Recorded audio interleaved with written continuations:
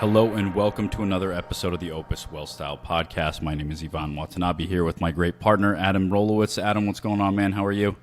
Just enjoying another day. It's cold out today. Oh, Not man. as cold as where Jeremy is, but it's cold here. I know. I heard it's like 10 degrees here, maybe a little bit less, but you know, you guys are probably praying for that over in Minnesota today. Yeah, we would happily take 10 degrees. We got negative 20, feels like close to negative 30, I think, today. Oh, so, my goodness. coldest one of the year, coldest one of the winter so far, but we're getting through it. For sure. Can't wait for spring training, right? Exactly. I think we're about 3 weeks out, and that sounds really nice right about now. I bet. Well, we're excited to have on Jeremy Zoll. Jeremy, welcome. Thank you so much for joining us today. Thanks for having me on. I really appreciate it. Well, first, congratulations on the new promotion. So for those who don't know, Jeremy is the new general manager of the Minnesota Twins, friend of the firm and friend of ours, and we're psyched to have you on today. Yeah, I'm looking forward to the conversation. Thanks so much.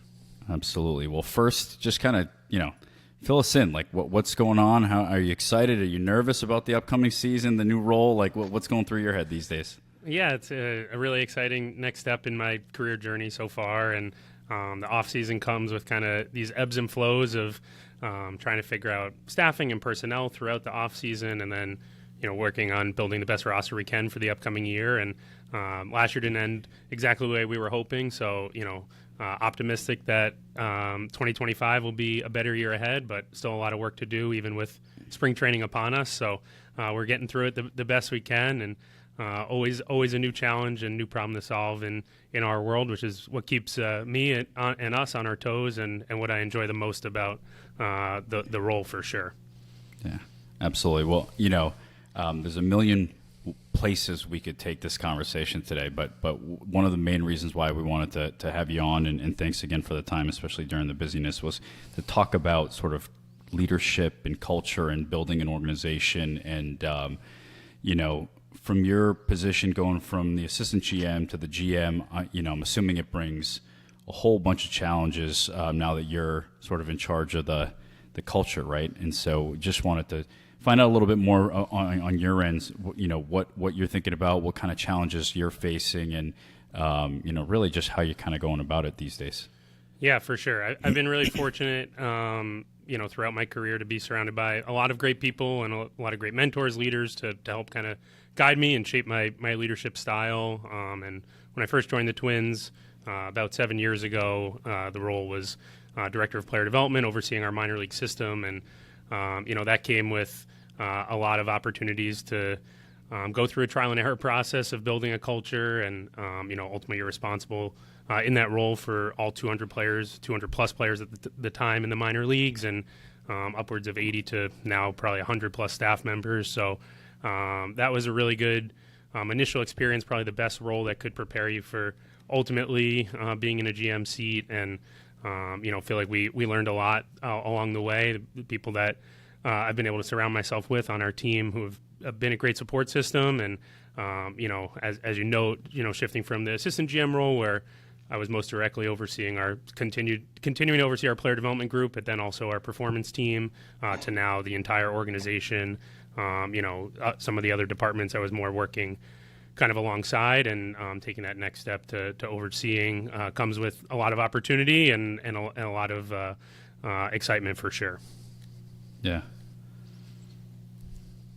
Is there anything in particular where, with an organization that already exists, like how do you envision shaping the culture or changing it or molding it or improving it in something that you're already familiar with, but again, weren't sort of in charge of quite yet?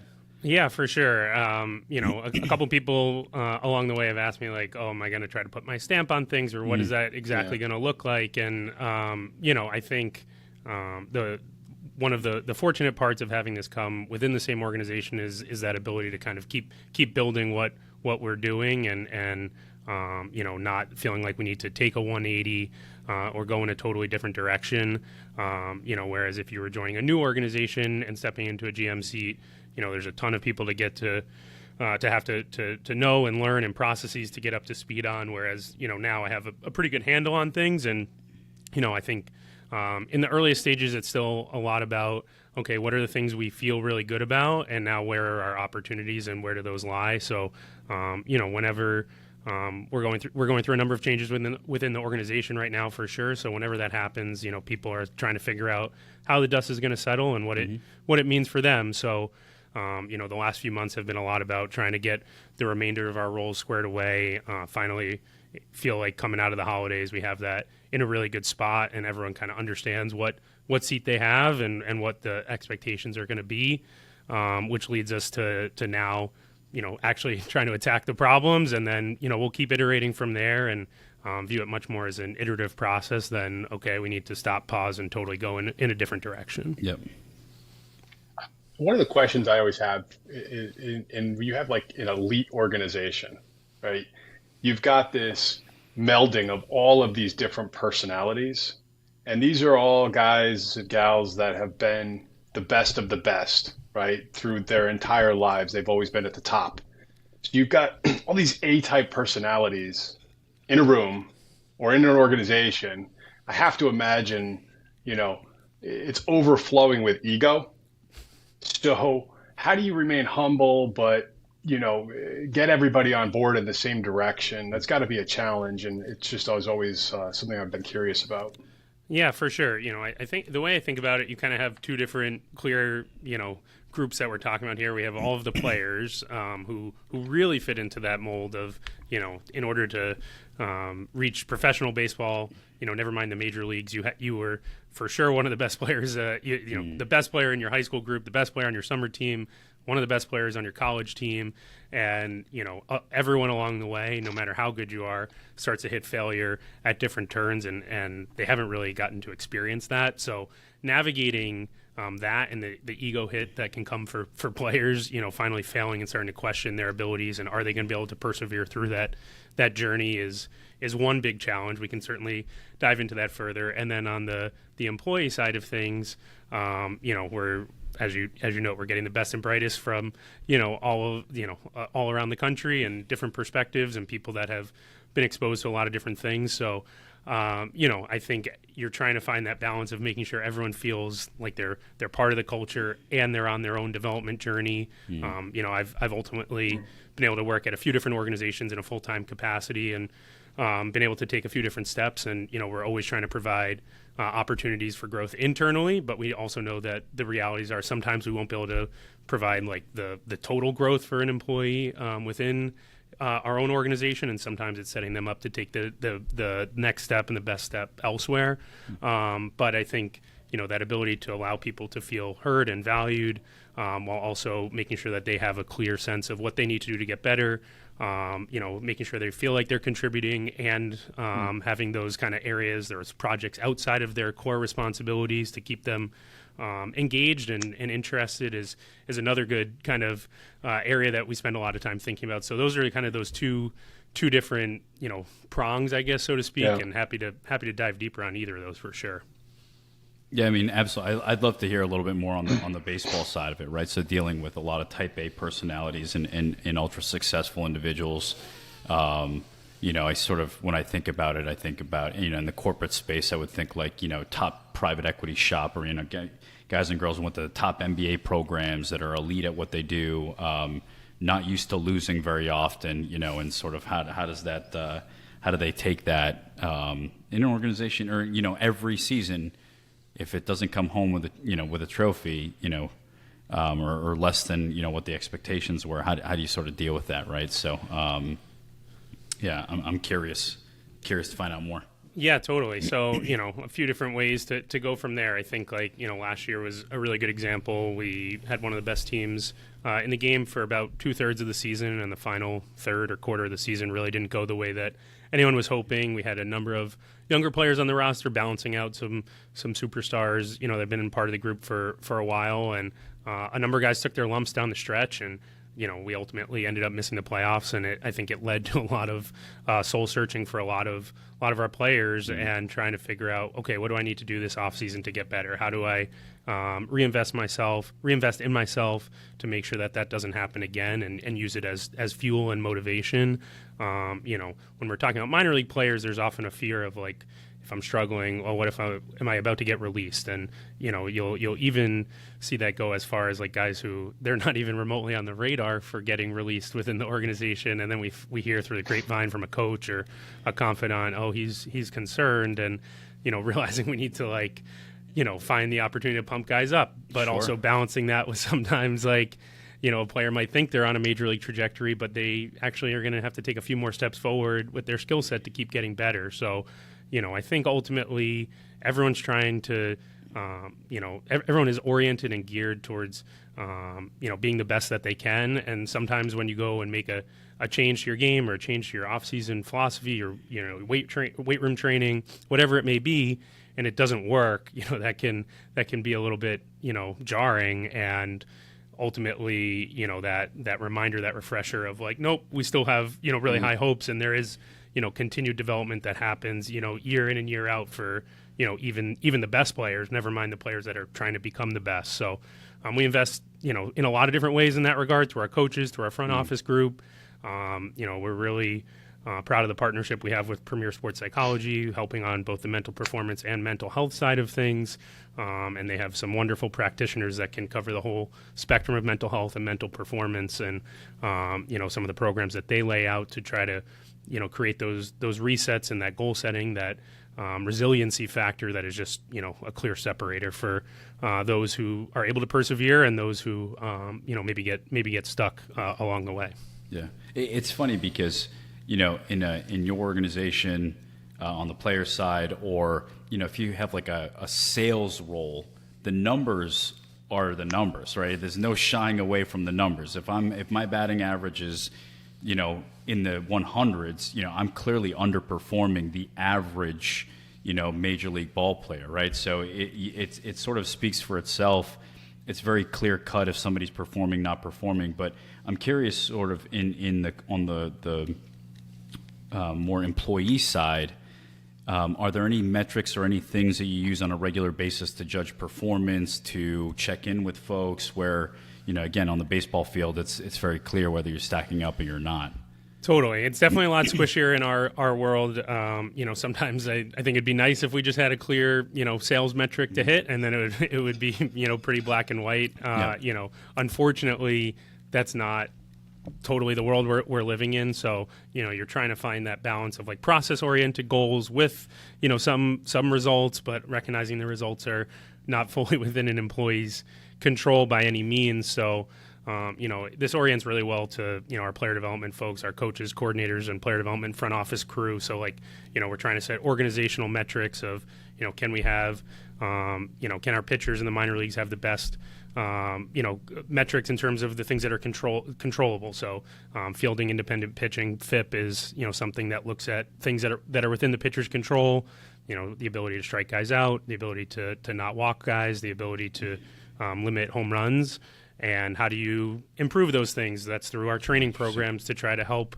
If a player starts throwing harder or develops a better off-speed pitch, they're going to strike more guys out. If they develop better command, they're going to walk fewer guys, so on and so forth. So if our coaches and our coordinators are gaming to those metrics from a process perspective, we feel really good about that. Now the rub is, if the talent they have is ultimately just not up to snuff, so to speak, because that's not in their control. That's, a combination of the work our scouting group does, who we feel great about, but, ultimately the player development group is not, singularly responsible for that. We have to be mindful of how, what impact it is if we say, oh, you only, we finished, 8th instead of 2nd in FIP, like what are the implications of that? It might be some things that are outside of the group's control. So that's when we want to look at like, how good were our player plan processes? How good was our feedback loop? Are we having hard conversations when we need to? Are we hitting goals to improve off-speed pitches in a timely manner? All these things. So we've created, every player has a player plan, which cites the goals that they're trying to hit. And then we set timelines on those goals and, then can measure, the success rate and how quickly those things are happening. And some goals are much harder than others, so we try to control for all of these things. But it gives us a pretty good indication for which coaches are doing a great job, which coordinators are doing a great job, where collaboration can improve, where it's happening really well. so on and so forth. So that's even though it's squishy, that's our clearest opportunity for that. When it comes to some of the folks maybe in our amateur scouting group or pro scouting, pro player personnel group, ultimately they do a lot of work in pro scouting to evaluate opportunities for potential trades, but we might only make a handful of trades throughout the year. So how are we evaluating their work? It's a lot harder of a problem. So sure, trying to make sure that they're hitting the right deadlines, that they're putting in the work to find opportunities to keep optimizing our models and evaluation systems and things along those lines. So it's definitely it's not perfect, like smart goals or things along those lines that can be perfectly measured at every turn. But I do think our group does a really nice job of setting an expectation and then following up or course correcting if it feels like someone's getting off track. Yeah. Well, one of the interesting things or comments that you just made with the measurables, or so that FIP, it seems like the ones that you're measuring are actually controllable, right? So like you can't really control if somebody gets an off the end of the bat sort of single right off you, but you're saying, hey, you can sort of control if you strike out a guy, right? Or if your command gets better, or if you're limiting home runs, right?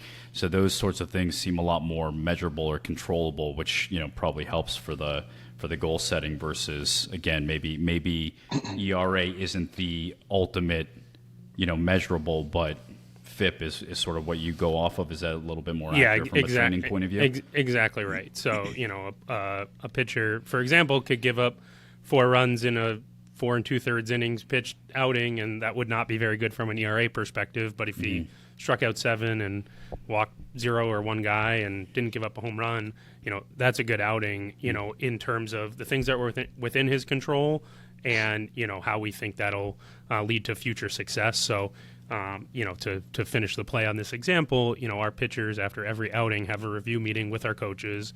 They break down the process measurables. Did they do a good job of getting ahead in the count? Did they do a good job of getting to 2 strikes before 2 balls?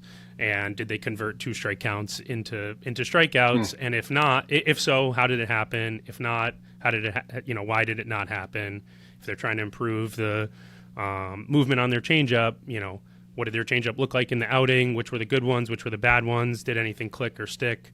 And what are we going to work on in our next outing in the bullpen before the next game outing? So there's a lengthy, process there, and our developer crew has done an unbelievable job of automating these things in our internal system to make it really streamlined. But you can really follow the thread there, so that a pitcher is not sitting there saying, well, what do I have to do to get promoted? What do I have to do to not feel like I'm on the chopping block? What do I have to do to get more opportunities?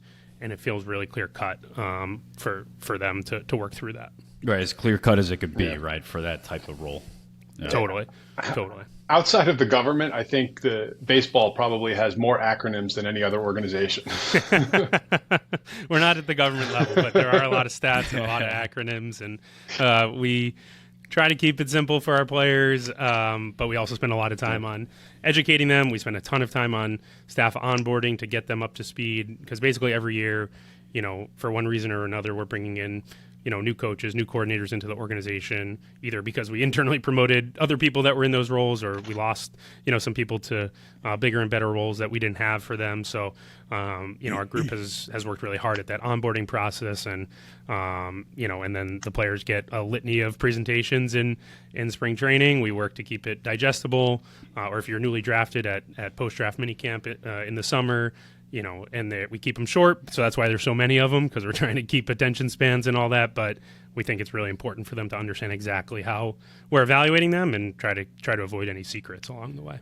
You brought something up before that I found interesting as well, and that's you have a performance team basically for the athletes, right? It's pretty, nutrition makes a lot of sense, and the workouts they do make a lot of sense, but there's that mental health aspect.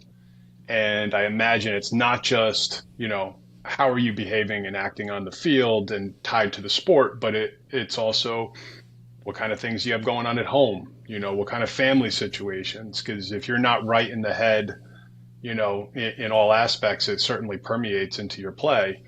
But I would think also, do you as an organization push that onto the non-players as well? Does everybody have access to that? And how much do you feel that mental health plays in everyone performing at their best? Yeah, totally. That's been a great part of our partnership with Premier, is that it's there's a lot of great programming for our players, but there's also a lot of great programming for our staff. They've done a lot of work on leadership development, but then also supporting any staff members who need help for things that are happening at home or outside of the workplace. Because as you noted, if things are not the way that are not an ideal spot outside of work, often then they're not going to be bringing, the employee's not going to be bringing their best self to work. And, to use as tangible of an example as possible, we, have a lot of staff members from Latin America, in particular, Venezuela obviously is going through a very complicated political situation for a number of years now. And there's a lot of stressors on our staff, on our players that are from there, and, ensuring that they feel supported, they have outlets for those things, and that they can continue to work through that so that they're bringing their best selves is critically important to our success. But, as kind of melding a couple of the questions from earlier too, we have, a lot of type A personalities and big egos, and there's certainly, as much as we work to get rid of the stigma associated with mental health and mental health support, and it's been great, the way that kind of the whole world has tried to normalize this more. It can still be really hard to convince a player that, hey, we recommend that you utilize our resources here. Sometimes players will use outside resources, and we're fully supportive of that. The confidentiality piece is critical, and the group does a great job in that regard of keeping what they need to confidential. But sometimes that can be a hang up, or maybe a family upbringing didn't support seeing a mental health professional. So it's as much of a burden on our coaches and others to form those relationships to help encourage it, and us to create the right culture, that this is just part of us bringing as much support as possible to the organization.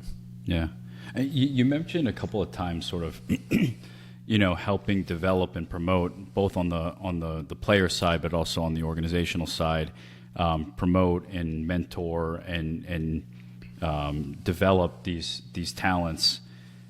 And in sports is a really unique space where I've got clients in different organizations, different sports organizations, and it's one of those unique areas where if they really like somebody but there's not a potential fit within the organization, they sort of like release them to the world. Hey, listen, I'm a GM, I'm a friend of a GM for another team. They have a role that's open. I think it'd be perfect for you. There really does seem to be this like sponsorship or championing, if that's even a word, of employees and or players to go find a spot that may be a better fit somewhere else. Can you just talk a little bit about sort of what you've seen over your time, and if it's something that you encourage or sort of try to shy away from? Yeah, totally. I think like in a perfect world, we'd obviously be able to hire the best people and retain them forever, and make sure that we had the right growth paths for everyone, and it would all just be perfect. The reality is the way the world moves too quickly that, sometimes we just can't, even if we really like someone, and we're trying to promote them quickly, that ultimately doesn't, fully present itself, where there are those bigger and better opportunities for them elsewhere. So, it's this delicate balance as we're trying to hire really high upside individuals, of recognizing, if you hit, if you're doing a good job in your hiring process and you're hitting on those, you're also only going to be able to retain so many of them for so long. So, there's definitely, some frustrating nights that come along the way with that. And when you feel like you did a good job of, picking someone, even, we've had a lot of success hiring from some less traditional backgrounds, and, seeing a lot of success. And then, there's just an opportunity that presents itself that, would be life-changing for the individual. And, ultimately we want to support that. And that I'm not going to say that that's, 100% true across the board. I think it's true more often than not for a lot of organizations, because it's, trying to treat people how you would want to be treated, how I've been fortunate to be treated along the way. But also, I think it's good reputationally when we can point to like, hey, our high performing employees, they've either gone on to be promoted internally and, have had really good good careers here, or, they've been able to go on somewhere else and, become a major league coach or, an assistant GM or whatever the role may be. That creates a good reputation for us as we continue to try to recruit the next wave and the next wave after that. So, that's kind of the silver lining when you are losing people along the way, that you're kind of building that positive reputation for your culture. Yeah. Are there any tools or strategies or things that you've used to develop either internal folks on the staff side, on the culture, on the organizational side, or ball player side that you think translate to the rest of the corporate space that other folks could use? Yeah, for sure. I think the staff side is probably the clearer analogy to draw, and I touched on briefly some of the leadership development programs that our group has developed with Premier to try to attack those things. So we're working through they work through assessments on understanding themselves so that they can then understand their teammates around them best, and that self-awareness piece is critical. If you ask anyone how to what a lot of good leaders have, self-awareness is something that I think comes up a lot, and ultimately working through that is a really powerful process. So we've created a number of different trainings along the way for those folks. But I think there's, a blend of these like informal, trainings and informal mentorships, but then also some of the formal programming. And as I think about my own career along the way, I think like some of those informal, partnerships or mentors I had were arguably just as powerful, if not more powerful. And, I think it's really cool to see some of the things our broader organization does with formal mentoring programs. Credit to our HR group for sure on things that they've tried to put in place there. And you're trying to strike the balance of those things. But, I think sometimes, in a formal program, then the mentee or the applicant is just kind of looking to be pulled along. And, I think ultimately the if you ask mentors, why they wanted to invest in someone or why it felt like a fruitful relationship, it was, they knew that the person that they were helping, wanted it just as much, if not more, and was looking to push themselves, and the mentor was just kind of guiding and steering along the way. So, I think that's something I've wrestled with a lot. I know a lot of us in the office have wrestled with a lot, is when, there are some folks that are looking to understand what they have to do to take the next step. I think sometimes it feels like it could be just them looking for us to say, if you do these three things, you'll be promoted, when that's not, the reality. And that self-drive and trying to foster, this is, the people that we've promoted, we didn't actually have to lay out those paths. They just went out and went to try to, do above and beyond work. It's not to say we don't want to have to steer and guide and provide resources, but the resources alone aren't going to solve that problem. So I think, first it's like setting the culture and expectations around, we're going to be curious. We're going to try to fail fast. We're going to, be cool with trial and error and experimentation, and that emphasis on kind of those principles, creates people to feel freed up to then go do those things and then understand how to like iterate and learn. And then, the new people that come in, they could look up and say, okay, how'd that person get here? Okay, they did all these things. They learned they became an expert in this area. They understood how to take an initiative from the idea phase to execution, and they weren't worried about, I'm only going to do this work if I know it'll have an impact. They were comfortable with the unexpected outcome. And so we're trying to foster those principles so that, ultimately people have that ability to bring, their own expertise, their own flair, their own, style to it. And that's where we end up learning way more by hiring all these really bright, high potential folks, is, they're driving things too. And it's not just coming from, a handful of people in the leadership space. Yeah. This is completely changing gears here, but how accurate was Moneyball? The book or the movie? Yeah, I was going to say which aspect of it. We'll go with what probably more people have seen the movie. Yeah, I think, the movie, I think the principles or the core principles are accurate. There was not one specific, I think Jonah Hill's role is intended to represent an amalgamation of a handful of folks, that were working. There wasn't just one person assisting Billy Beane in that capacity, but it worked well for the movie for sure. But the general principle of okay, there are market inefficiencies. How do we understand what the market inefficiencies are? We're not going to be able to spend at the level of, at the time, the Yankees. And, if home runs and RBIs are the thing that are being, valued and overvalued, are there better ways to acquire players that have more predictive value for the future that, are also, in this, ultimately going to be a lot cheaper. So, acquisitions like Scott Hatterberg and, others that are featured, in the movie, kind of represent that.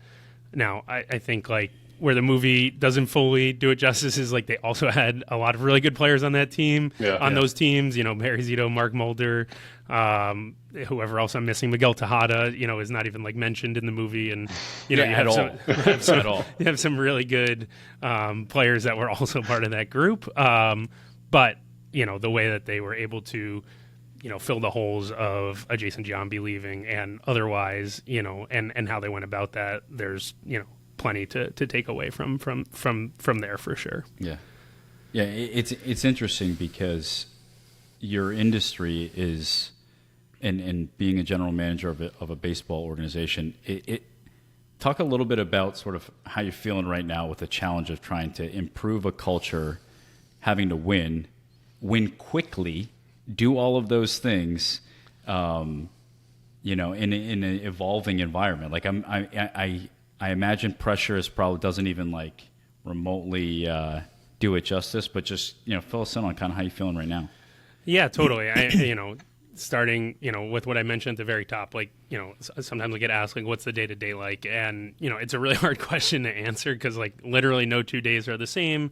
Depending on where we're at in the off-season, different things are happening. So, got back from, holiday break and we go right into arbitration week, essentially, and trying to get all of our arbitration-eligible players squared away, at the right numbers, in our opinion. And if not, might have to go to a hearing to resolve that. We fortunately do not have to deal with that this year, but it's a week, and some of our team is spending a couple months on it, but it's a week that comes with a lot of intensity on a specific subject. And, last week was International Signing Day, and, I was down in the Dominican Republic to welcome our new players that are signing into the organization as 16, 17-year-olds. And, the next day we had our graduation for our high school equivalency program for players that have been in the organization for a couple years in Latin America and going through that process. So, that's a totally different offshoot. And, now this week, it'll probably be a lot of roster planning,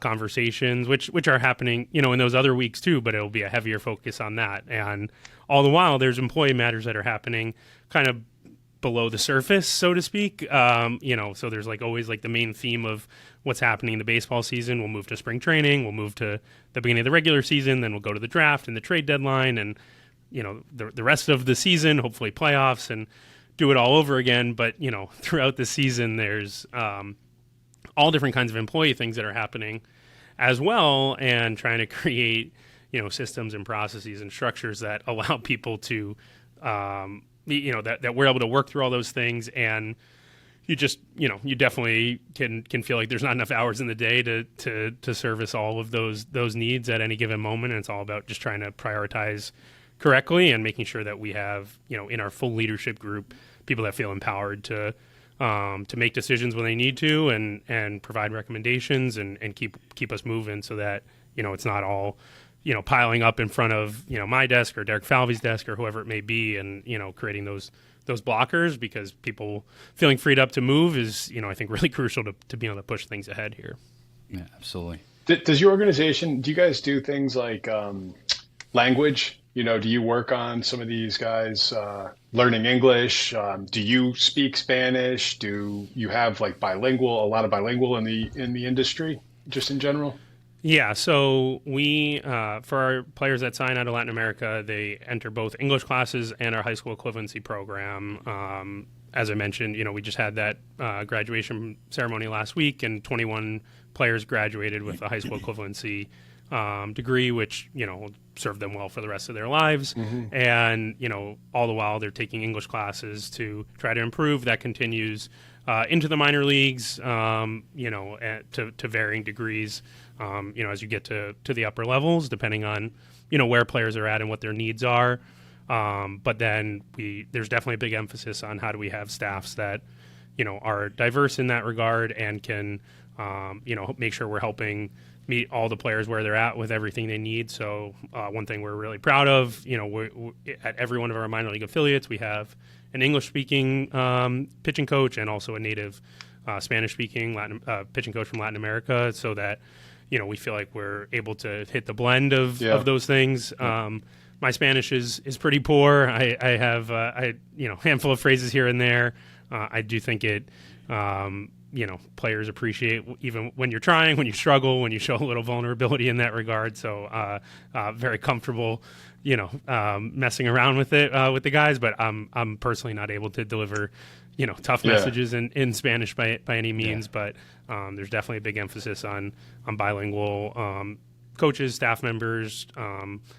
Cultural. We're doing a cultural acclimation camp for our players from the Dominican Republic that are coming over to the U.S. for the first time this year. That program will be next week, so a lot of resources thrown at that.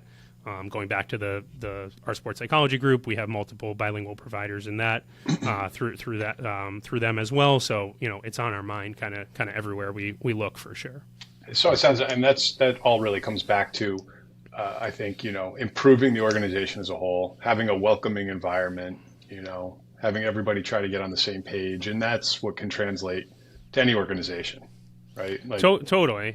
And I think when I started with the Twins, in the minor leagues, there was a manager, a hitting coach, and a pitching coach. And now we have a manager and two hitting coaches, or a hitting coach and a defensive specialist coach, depending on the exact affiliate, and then two pitching coaches. And, for a while we just looked at the problem and it's kind of okay, in the major leagues we have all of these coaches, you have 8 official coaches plus a lot of support staff members that, take on all these different roles, and we're trying to develop our most, valuable assets in the organization. And we're, with way fewer staff members, that doesn't feel like it aligns.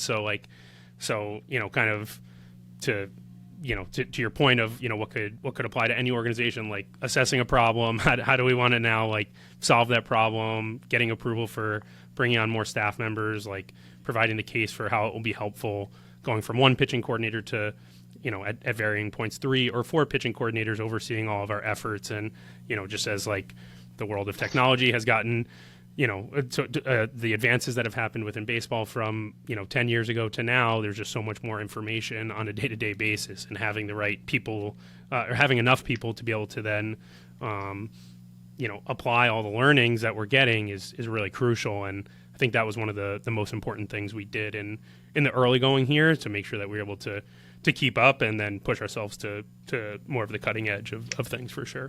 I know you're an analytics guy, and it's crazy when you watch a game now versus, even 10 or 15 years ago with the strike zone overlay, and there's so many different camera angles, and it's incredible. The amount of data that must come out of games now is mind boggling. And do you have a team that just does analysis on that? Are you guys starting to incorporate AI anywhere and stuff like this?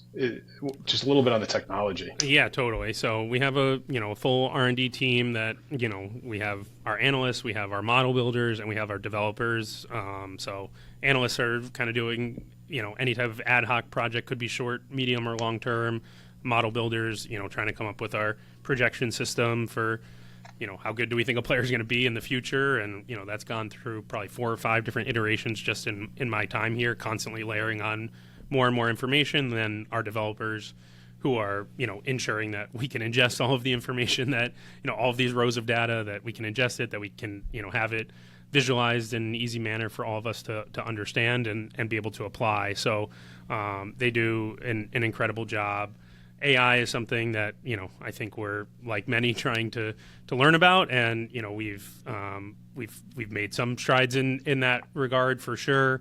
A lot of it still feels like it's more in its infancy stages than some grand project, or and it's always hard to know exactly where you stack up relative to the other teams, unless you just hired someone that came from another organization that happens to be for sure further ahead. But it's on our mind. It's something that Derek Falvey, our president, has been spending a lot of time on with our VP of technology as well, to make sure that we're assessing all the right opportunities, and wherever we can kind of build internal resources for that as well. Definitely something where we've made a couple strides in, and continuing to explore for sure.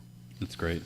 Well, Jeremy, listen, we really, really appreciate your time today. We know you're super busy, and we know you have more important things to get to today. So we really appreciate the insight. And before we let you go, any one particular piece of advice for the audience on sort of leadership, or one thing that you really wanted to make sure that you left them sort of knowing?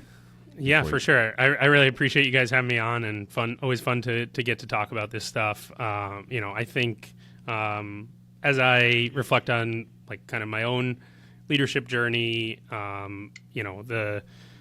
think the thing that allowed me to progress throughout my career was the ability to take something from an idea and ultimately getting it like rolled out with stakeholders, all the relevant stakeholders feeling like they had a voice, were on board, that it met their needs, and that we got it out quickly, so that then we could keep iterating instead of like letting perfect be the enemy of good, type thing. So that's something that I think served me really well, and as I have continued to fortunately progress throughout my career, I think reminding myself of allowing people the space to have those opportunities to own an initiative, and let them have those failures, or course corrections along the way, because those were ultimately things that were really valuable in my own growth. And I think a lot of my biggest growth moments came from kind of being thrown into the fire, potentially earlier than I should have been, and grateful for all the bosses that were willing to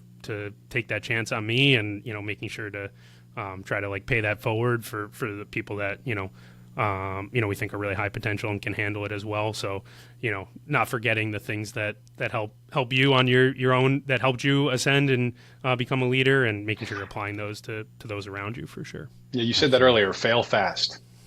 Totally. It's I think it's something that we emphasize for sure in the first 2 years, and continue to do so. But trying to make sure that people understood that was something we were going to be comfortable with, and for people that didn't like that, it's no hard feelings. Just understanding like, hey, this is gonna kind of be our ethos, and we feel really convicted on that being a path for us. So for sure. Awesome. Well, Jeremy, thank you so much for sharing with us today. We really, really appreciate it. And thank you to the listening audience for tuning in. Make sure to click subscribe below to be notified when we release our next episode. Appreciate Thanks, guys. you, Jeremy. Thank you. Yeah. Appreciate it. Yeah, Best thanks of luck so much. this season. Awesome. I appreciate it, guys. Thanks again. Thanks. All right. Take care.